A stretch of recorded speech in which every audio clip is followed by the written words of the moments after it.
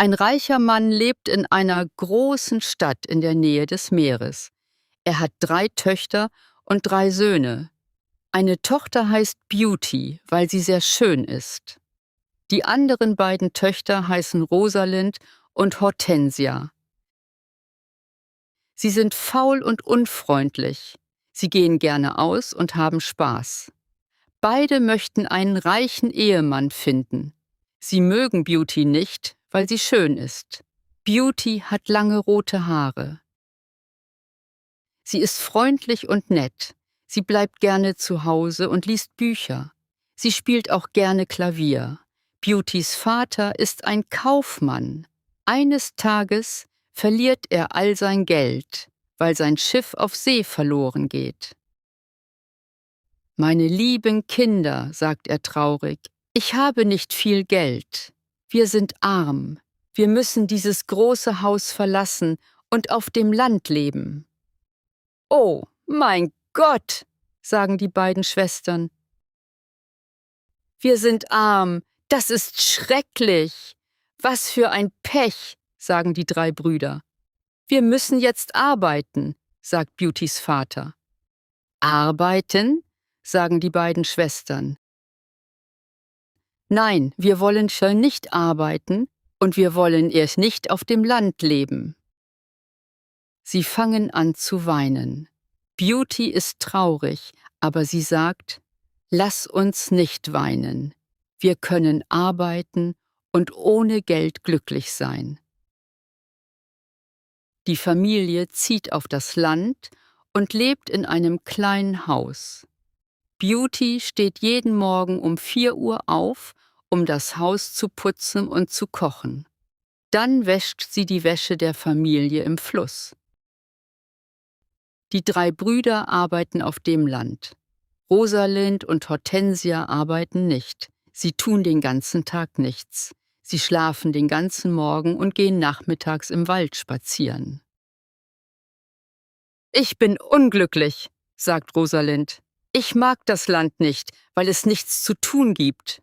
Wir können nicht ins Theater gehen und keine schönen Kleider tragen«, sagt Hortensia. »Und wir haben keine Freunde.« »Schau dir Beauty an«, sagt Rosalind wütend. »Sie arbeitet und ist in diesem schrecklichen Ort glücklich.« Beautys Vater sagt, »Liebe Beauty, du arbeitest viel und bist immer glücklich. Du bist eine wunderbare Tochter.« Ein Jahr später bekommt Beautys Vater einen wichtigen Brief. Er ruft seine 6 Kinder und sagt, »Hört euch diesen Brief an. Euer Schiff ist hier. Es ist nicht auf See verloren gegangen. Kommt bitte zum Hafen.« Alle sind glücklich. »Das ist wunderbare Nachricht«, sagen die 3 Söhne. »Ja«, sagt ihr Vater, »das Schiff mit meinen Waren ist im Hafen. Wir sind wieder reich.« »Ja«, sagt Rosalind, »wir können schöne Kleider kaufen. Wir können wieder in unser großes Haus in der Stadt zurückkehren.« »Ich muss heute zum Hafen gehen«, sagt ihr Vater fröhlich. »Oh, Vater«, sagt Hortensia, »bring mir neue Kleider und neue Hüte.« »Ja«, sagt Rosalind, »und neue Schuhe und Schmuck.« Beautys Vater schaut sie an und sagt, »Was möchtest du, Beauty?« »Bitte gib nicht dein Geld aus, Vater«, sagt Beauty. »Bring mir einfach eine Rose.« Beautys Vater kommt zum Hafen und findet sein Schiff, aber es gibt keine Waren darauf. Es ist leer. »Was für ein Pech«, sagt er wütend.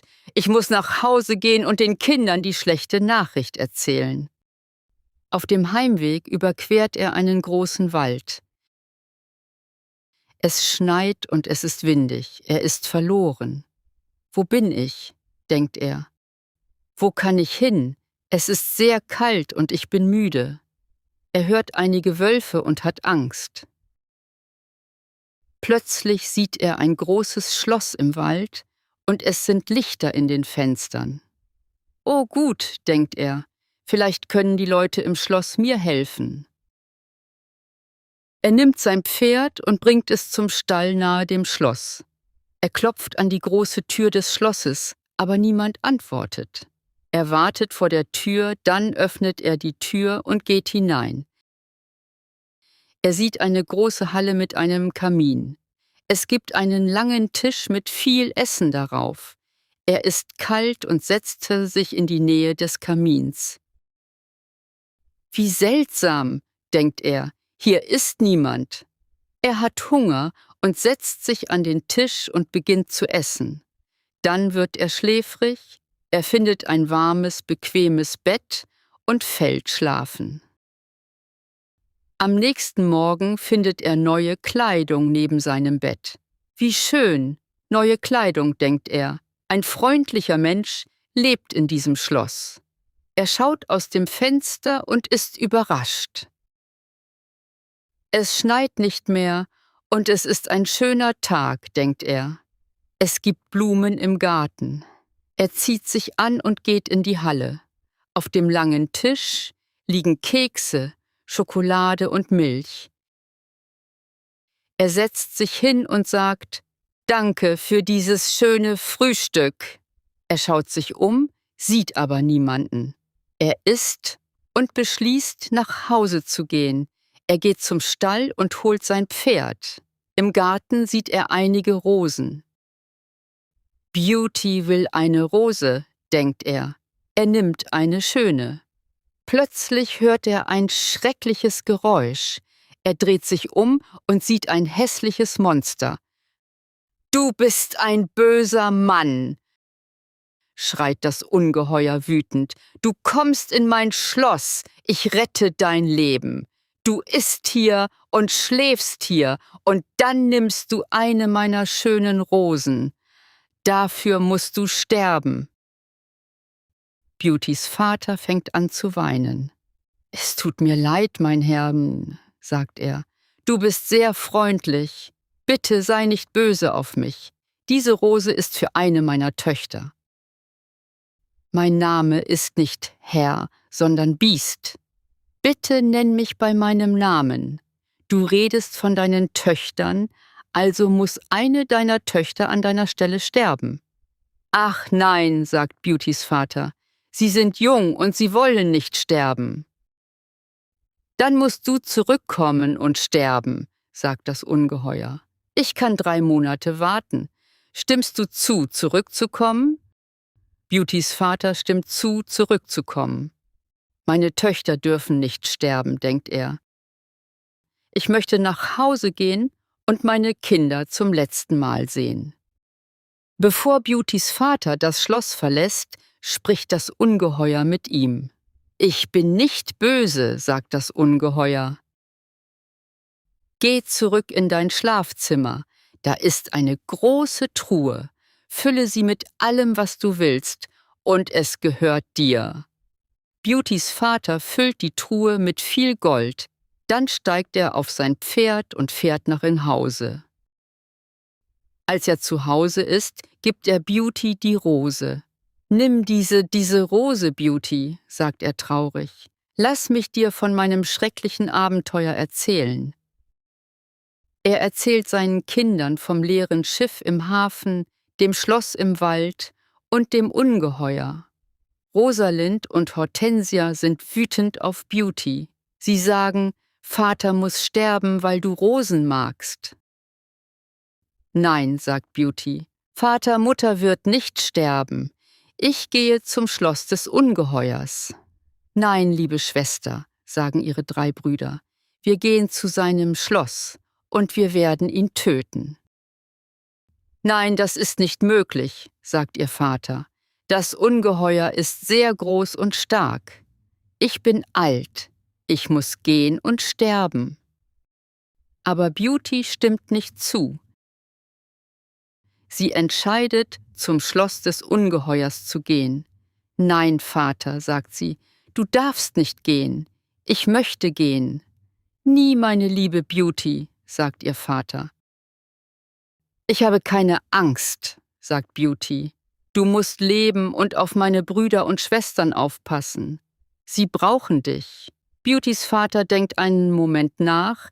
Dann sagt er traurig: »In Ordnung, Beauty, du darfst gehen.« Beautys Brüder sind sehr traurig, aber Hortensia und Rosalind sind es nicht. Am nächsten Morgen gehen Beauty und ihr Vater zum Schloss des Ungeheuers. Im Schloss sehen sie einen langen Tisch mit viel gutem Essen darauf. Beauty und ihr Vater sind nicht hungrig, aber sie setzen sich hin und essen. Plötzlich hören sie ein lautes Geräusch. »Was ist dieses schreckliche Geräusch?« fragt Beauty. »Das Ungeheuer kommt«, sagt ihr Vater. Beauty sieht das hässliche Gesicht des Ungeheuers und sie ist entsetzt. »Oh, dieses Ungeheuer ist wirklich schrecklich«, denkt sie. Das Ungeheuer schaut sie an und sagt: »Du bist ein mutiges Mädchen. Es tut mir sehr leid wegen der Rose aus deinem Garten«, sagt Beauty leise. Das Ungeheuer schaut Beautys Vater an und sagt: »Du musst morgen weggehen und nicht wiederkommen. Verstehst du das?« Beautys Vater schaut das Ungeheuer und dann seine Tochter an. »Oh, Beauty«, sagt er, »bitte geh nach Hause. Lass mich hier bleiben.« »Nein, Vater«, sagt Beauty, »wir müssen mutig sein. Wir sind beide müde. Lass uns jetzt schlafen. Morgen früh kannst du nach Hause zu meinen Brüdern und Schwestern gehen.« In dieser Nacht hat Beauty einen Traum. In ihrem Traum sagt eine gute Fee: »Du bist ein gutes Mädchen, Beauty, und du hast ein gutes Herz. Du möchtest das Leben deines Vaters retten. Du wirst eines Tages sehr glücklich sein.« Am nächsten Morgen verlässt Beautys Vater das Schloss. Er weint. »Weine nicht, Vater«, sagt Beauty. »Erinnere dich, ich liebe dich. Auf Wiedersehen, lieber Vater.« Beauty hat Angst. »Das Ungeheuer wird mich heute Abend essen«, denkt sie. »Ich möchte meinen letzten Tag genießen. Ich werde den Garten des Schlosses besuchen.« Sie geht, um den großen Garten zu sehen, und sie ist überrascht. Es ist ein schöner Garten mit vielen schönen Blumen. Dann geht sie, um das große Schloss zu sehen. Sie schaut in alle Räume. An einer Tür sieht sie dieses Schild: »Beautys Zimmer«. Sie öffnet die Tür und sieht ein schönes Zimmer. Es gibt ein schönes Bett und einen Spiegel an der Wand. Beauty schaut sich um und denkt: »Es gibt ein Klavier und viele Bücher für mich. Wie seltsam! Vielleicht möchte das Ungeheuer mich heute Abend nicht essen.« Sie nimmt ein Buch und beginnt zu lesen. Plötzlich sieht sie diese Worte auf den Seiten: »Willkommen, Beauty. Hab keine Angst. Du bist hier die Königin. Sag mir alles, was du willst.« »Ich möchte nur meinen armen Vater sehen«, sagt Beauty. Plötzlich sieht sie ihren Vater im Spiegel an der Wand. Er ist sehr traurig. Sie sieht auch ihr Zuhause und Hortensia und Rosalind. Sie sind ohne Beauty glücklich. »Das Ungeheuer ist nett zu mir«, denkt sie. »Warum habe ich Angst vor ihm?« Um 12 Uhr hat sie Mittagessen. Nach dem Mittagessen geht sie in ihr Zimmer.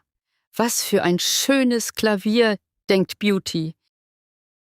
»Ich möchte es spielen.« Sie spielt wunderbare Musik auf dem Klavier, dann schaut sie sich alle Bücher in ihrem Zimmer an. Einige von ihnen haben Bilder und andere nicht. Sie nimmt ein Buch über Blumen und schaut sich die Bilder von verschiedenen Blumen an. Dann sieht sie Bilder von Rosen in allen Farben. »Jetzt möchte ich in den Garten gehen und die schönen Rosen sehen«, denkt sie. Sie geht in den Garten und bleibt den ganzen Nachmittag dort. Sie schaut sich die Blumen an und fühlt sich glücklich. Zur Abendessenzeit setzt sie sich an den langen Tisch Und dann hört sie das Ungeheuer kommen. Sie ist entsetzt. »Beauty, kann ich hier mit dir sitzen?« fragt das Ungeheuer. »Du bist der Herr des Schlosses«, sagt Beauty. »Und du bist die Königin«, sagt das Ungeheuer. »Kann ich dir eine Frage stellen?« »Ja, natürlich«, sagt Beauty leise. »Bin ich sehr hässlich?« fragt das Ungeheuer. Beauty weiß nicht, was sie sagen soll. Sie schaut ihn an und denkt einen Moment nach. »Nun ja, du bist hässlich«, sagt Beauty, »aber du bist nett und höflich.« Das Ungeheuer schaut Beauty an und lächelt. »Du hast recht«, sagt es. »Ich bin schrecklich hässlich, aber ich bin nett. Das ist jetzt dein Zuhause, Beauty.« »Bitte sei nicht traurig«, sagt Beauty. »Einige Männer sind hübsch, aber sie sind nicht nett. Ich bevorzuge dich, weil du ein gutes Herz hast.« »Danke, Beauty«, sagt das Ungeheuer. Jetzt hat Beauty keine Angst mehr vor dem Ungeheuer und isst ein großes Abendessen. Das Ungeheuer schaut sie an und stellt eine Frage.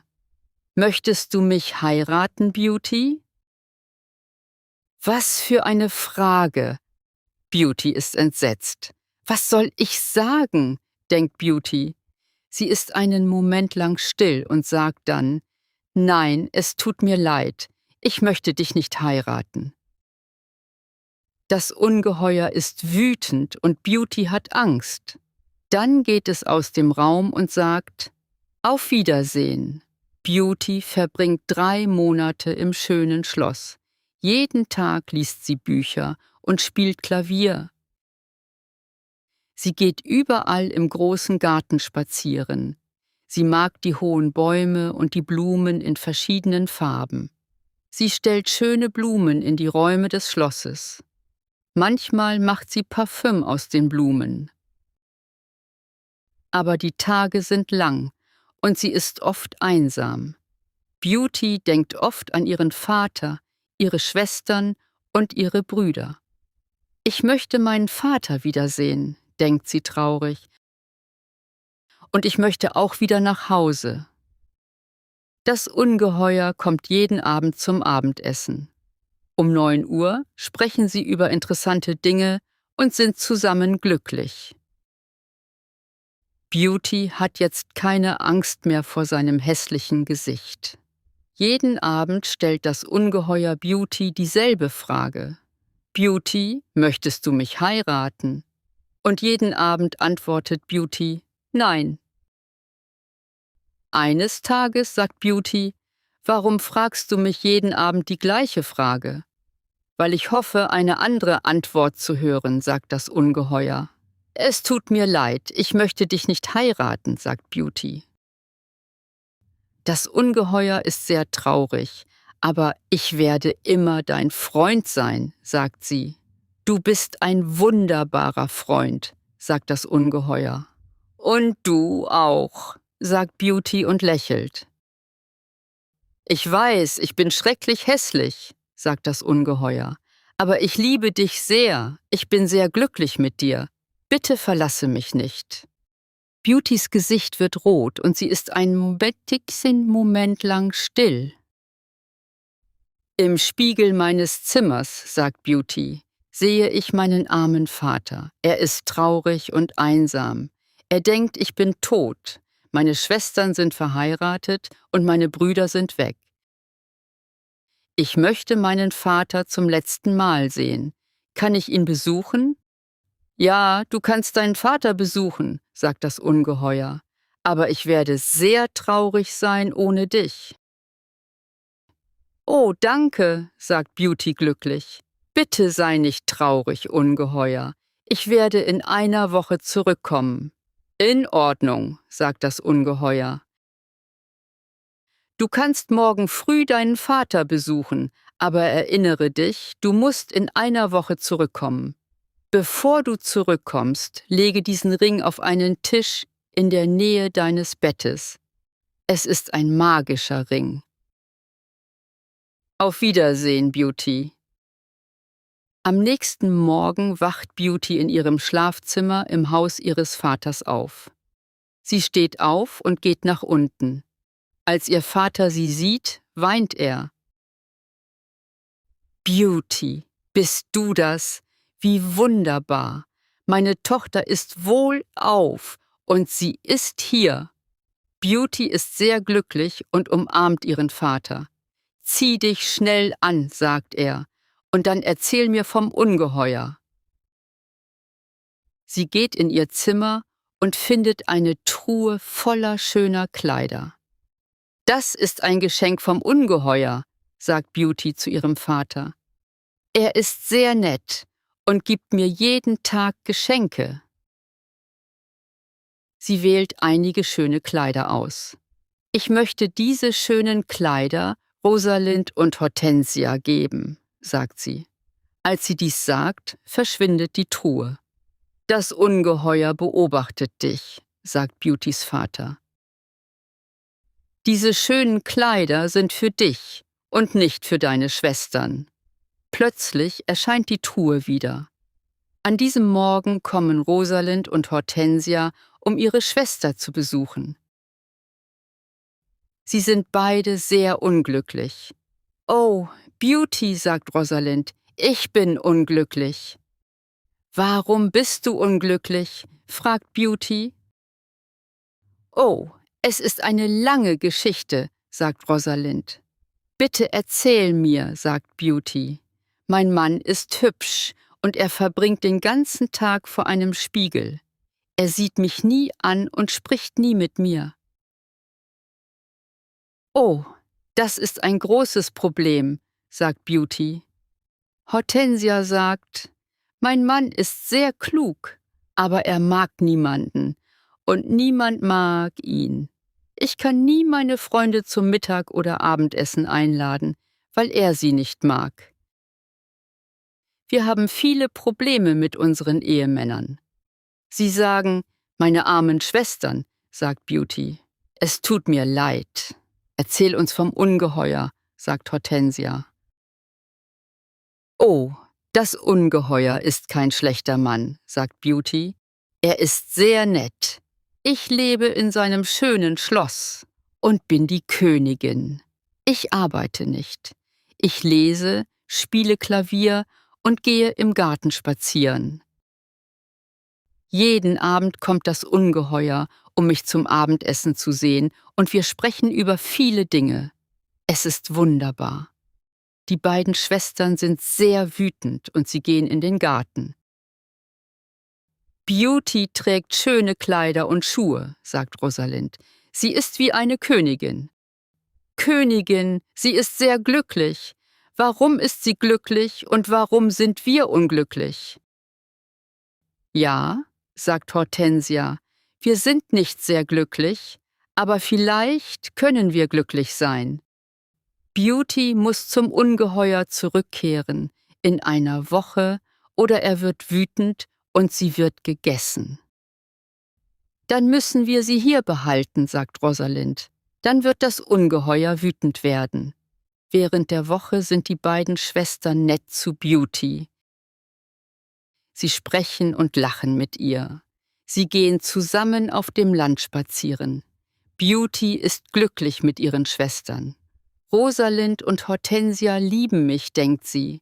»Sie sind gute Schwestern und ich liebe sie sehr.« Am Ende der Woche sagt Beauty, »Ich muss zum Schloss des Ungeheuers zurückkehren.« Aber ihre Schwestern fangen an zu weinen. »Oh, Beauty«, sagt Rosalind, »bitte bleib noch eine Woche bei uns. Wir brauchen dich.« »Ja, Beauty«, sagt Hortensia, »bitte geh nicht. Wir haben Spaß mit dir und wir lieben dich.« »Ja«, sagt Rosalind, »bleib bei uns. Wir können viele Dinge zusammen tun.« Beauty weiß nicht, was sie tun soll. Sie entscheidet sich, noch eine Woche zu bleiben. »Das Ungeheuer wird sehr traurig ohne mich sein«, denkt Beauty, »aber ich möchte noch ein paar Tage mit meiner Familie bleiben. Dann werde ich zu ihm zurückkehren.« Beauty denkt an das Ungeheuer. Sie vermisst ihn. 10 Tage später träumt Beauty vom Ungeheuer. In ihrem Traum ist das Ungeheuer auf dem Gras im Garten des Schlosses und er wird sterben. Beauty flüstert: Das Ungeheuer, heute ist der 10. Tag und du bist nicht hier. Ich kann ohne dich nicht leben. Ich kann nichts essen oder trinken. Beauty wacht auf und denkt: Das arme Ungeheuer wird ohne mich sterben. Ich muss zu ihm zurückkehren. Sie nimmt den Ring und legt ihn auf einen Tisch neben ihrem Bett. Das Ungeheuer ist hässlich, aber er ist sehr nett, denkt sie. Warum heirate ich ihn nicht? Ich bin glücklich mit ihm. Meine Schwestern haben hübsche, kluge Ehemänner, aber sie sind nicht glücklich. Beauty fällt in einen tiefen Schlaf und am nächsten Morgen wacht sie im Schloss des Ungeheuers auf. Heute werde ich ein schönes Kleid tragen, denkt Beauty. Um 9 Uhr am Abend geht sie zum Abendessen und wartet auf das Ungeheuer. Aber er kommt nicht, um sie zu sehen.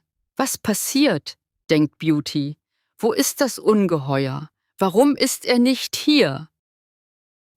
Ungeheuer, ruft sie. Wo bist du? Antworte mir! Sie öffnet die Türen aller Räume und sucht überall im Schloss, aber sie kann ihn nicht finden. Plötzlich erinnert sie sich an ihren Traum. Sie rennt in den Garten und sieht das Ungeheuer auf dem Gras.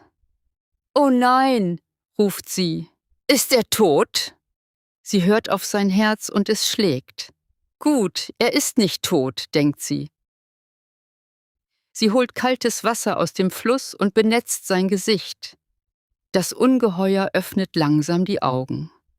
»Beauty«, flüstert er, »ich sterbe, aber ich bin glücklich, weil du hier bist.« »Nein, Ungeheuer«, ruft Beauty, »stirb nicht. Du musst leben und mein Ehemann werden. Ich liebe dich und ich kann nicht ohne dich leben.« Plötzlich gehen alle Lichter des Schlosses und des Gartens an. Es gibt wunderschöne Feuerwerke am Himmel. Beauty ist überrascht und schaut auf das Schloss. Dann dreht sie sich um und schaut das Ungeheuer an. Was für eine Überraschung! Sie sieht einen hübschen jungen Mann. »Danke, Beauty«, sagt der junge Mann. »Der Zauber ist gebrochen.« »Aber wo ist das Ungeheuer?«, fragt Beauty. »Ich bin das Ungeheuer«, sagt der Prinz. »Ich verstehe nicht«, sagt Beauty. »Wer bist du?« »Ich bin ein Prinz, und das ist mein Schloss«, sagt der junge Mann. »Manchmal verflucht eine böse Hexe einen Prinzen, und nur wahre Liebe kann den Zauber brechen. Jetzt weiß ich, dass deine Liebe wahr ist.« Der Prinz nimmt ihre Hand und sagt: »Möchtest du mich heiraten?« Beauty schaut den hübschen Prinzen an und sagt: »Ja, ich will.« Beauty und der Prinz gehen ins Schloss. Als sie die Tür öffnen, ist sie überrascht. »Meine Familie, ihr seid alle hier«, ruft Beauty. Sie ist glücklich, als sie ihre Familie sieht. »Familie!« Sie sprechen und lachen zusammen. Plötzlich sieht sie die gute Fee aus ihrem Traum. »Beauty«, sagt die gute Fee, »du hast ein gutes Herz und du wirst den Prinzen heiraten und eine Prinzessin werden.« Dann schaut die gute Fee auf Beautys 2 Schwestern. »Ihr seid beide böse, faul und unfreundlich«, sagt die Fee. »Ihr liebt niemanden.« Die Fee spricht einige Zauberworte und plötzlich verwandeln sich Rosalind und Hortensia in Statuen. »Oh nein«, ruft Beauty, »meine Schwestern sind Statuen.« »Deine Schwestern haben Herzen aus Stein«, sagt die Fee. »Jetzt können sie sich nicht bewegen, aber sie können alles sehen und hören. Wenn sie ihre Fehler verstehen, können sie wieder Rosalind und Hortensia werden. Am nächsten Tag heiraten Beauty und der Prinz. Alle tanzen und singen im Schloss. Es ist ein glücklicher Tag. Die Leute geben Beauty und dem Prinzen Blumen. Der Prinz sieht die Tränen in Beautys Augen und sagt: »Weine nicht, meine Beauty. Wir werden sehr glücklich zusammen sein.«